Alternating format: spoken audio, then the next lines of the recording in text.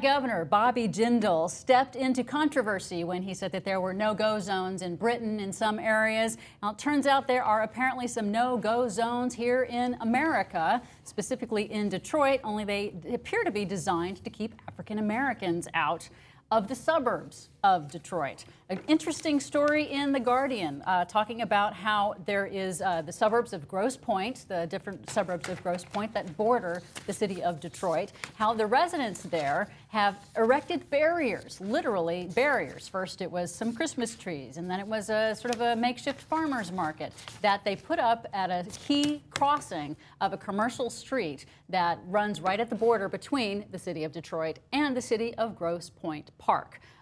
One of the people that interviewed in this story, Jason Rice, he was trying to drive with a friend of his into the city of Grosse Pointe Park in order to do some shopping, and they ran smack dab into this makeshift Christmas tree display that completely blocked the road and made it impossible for them to pass. He said, "To me, it says that Detroiters, stay out, don't come in. You are not welcome here." And you can see the photo of what they erected there, and nobody knows why that was erected. Nobody has actually taken responsibility for putting them up there, but it's a very interesting way of trying to prevent people from coming into or out of your city. Nobody knows who put that up? No one's taken credit for it. That's I mean, there what it are is. a couple of people. There was one vendor who was using the market. Basically, they tore down that part, the Christmas trees, and that's what you see there are those sheds, and they've got, you know, brightly painted colors like, oh, we got strawberries and plants, and we're a farmer's market now. And one of the vendors actually came on and explained that they couldn't call this racist because the market is open to both white and black customers. So, you know, yeah, sure, we're separating it and making it impossible for you to enter into this suburb, but it's not racial. You know, yeah, you know, when they were hosing down those protesters on their way to Selma, they were also hosing white people too. So that wasn't racist. That wasn't racist. Yeah, No, how yeah. can you call it that? That's amazing. But what a crack team of investigators they have in Grosse Pointe. Yeah. Right? They go, I don't know, somebody put up this display which took probably a tractor with a forklift to lift this cement. Do you see those cement blocks? You have you can't pick those up with your hands. Now, it seems to me like that would be highly illegal. Yes. No. So you would want to maybe investigate who did that, and then maybe put them, give them a big fine, and maybe disorderly conduct. Maybe they get, maybe it's even criminal. Who knows? I mean, but that's certainly illegal what they're doing. You can't just block a city street because you want to. It seems like you wouldn't be able to do that. But you can. But apparently you can, and they're doing it. Yeah, I think what got me when I read this story, and it's from a different perspective, were two things. First of all, I know that the neighborhood is 90% white. Yeah, we have some statistics on that. Let's look at those real quick. So hold that thought. So Grosse Pointe Park, again, there are a couple of different suburbs around the city of Detroit that have the Grosse Pointe name, but Grosse Pointe Park specifically is only 10% black, 85% white. That's the one that shares the border with Detroit, and that is the most diverse, apparently, of the Grosse Pointe suburbs. Grosse Pointe Farms is 95% white, whereas the city of Detroit, right over the border, is 83% black. And when you look at the median income, clearly there's a huge disparity between the white suburbs of the Grosse Pointe suburbs and the median income in Detroit. Grosse Pointe Park's median household income is well over 3 times that of Detroit, according to The Guardian. So my question or my thought was that 10% of African Americans that are living in there, how come none of you have stepped up and said, this is wrong, and then started to organize and change this? Because you clearly know what's going on. Are you that delusional that you're not willing to step up and protect the rights of your fellow Detroit citizens, your fellow African Americans, your fellow Latinos, your fellow Asians, who are clearly being discriminated against in a very sly way?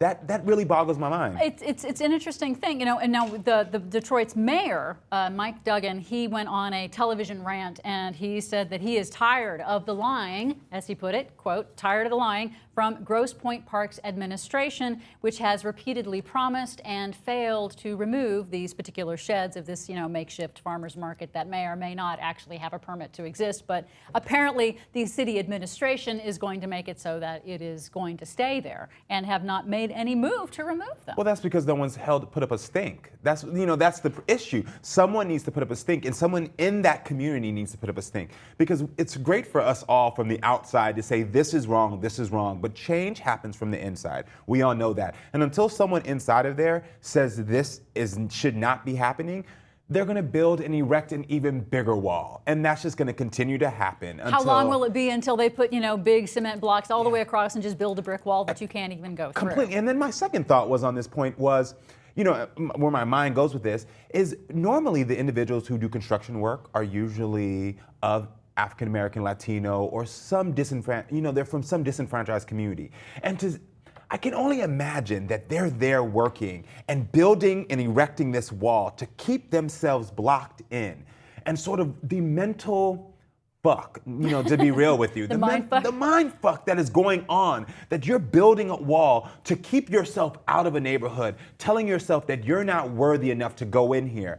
It's screwed up on so many different levels, it just blows my mind. Yeah, and then there's also, they did a neighborhood poll of the folks in Grosse Pointe Park, and apparently half of the people don't like the sheds that are blocking the entrance into and out of on that commercial street. So half the people don't like it. A quarter of the people like it, which I thought was just that just astounds me. You know, that they're like, yeah, you can put up a barrier. You know, the barriers have been changed around apparently since most of this came out to make it so you can go into Grosse Pointe Park from Detroit, but you can't get out of Grosse Pointe Park because it's a one-way roundabout. So they're talking about, you know, there's this, they're talking about the fact that in Detroit, you know, which is obviously very economically challenged right now and in the middle of a very contentious bankruptcy for the entire city, that city services are no longer really available for locals in Detroit and that they have to go to the suburbs to do even the most basic shopping tasks. So there's a professor of Africana Studies at Wayne State University, and he said that the idea here is to get people on the highway and get them past Grosse Pointe and going somewhere else to remove black visibility to make the area more attractive. Now, to me, that says it just flat out. Oh yeah, right that's flat out. To remove black visibility, like I know. You have to just.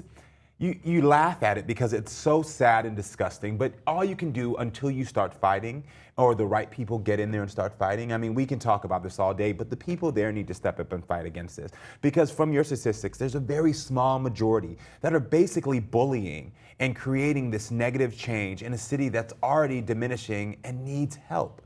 Yeah. And you're furthering separating people, and it's just wrong. Now part of this, I think, also, it calls back to the old bank, how do you put this? The old way that the banks used to redline certain neighborhoods.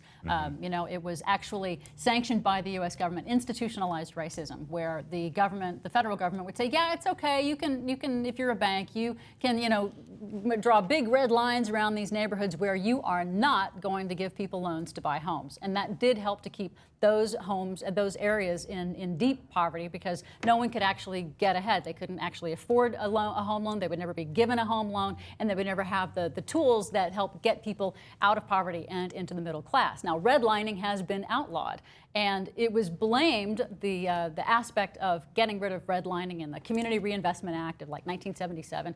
It was essentially put into the law that banks must not discriminate when giving loans on the basis of race. And so they stopped doing that by law, except it was then blamed for the whole housing crisis because they said predatory lenders, you know, going in there and they're giving loans to people who don't deserve these loans, and that's what caused the whole housing crisis.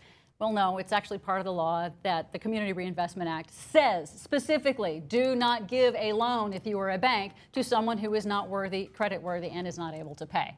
So just to take care of that poor people were not the cause of the housing crisis. Predatory lending was the cause of the housing. Exactly. But we have this legacy we have this legacy in Detroit and in other areas where, you know, you have people in these areas that are locked into poverty and can't get out of it. And then you have their neighbors who are preventing them from even getting out of their area. You're trying to tell me that it wasn't a bunch of poor people who crashed? Didn't the poor people wrestle the economy away from Wall Street and then crash our economy? I think that's what happened. They made the bankers give them the loans. If That's there was right. only a way billionaires could insulate themselves from the penniless, there's got to be a way. There's got to be a way.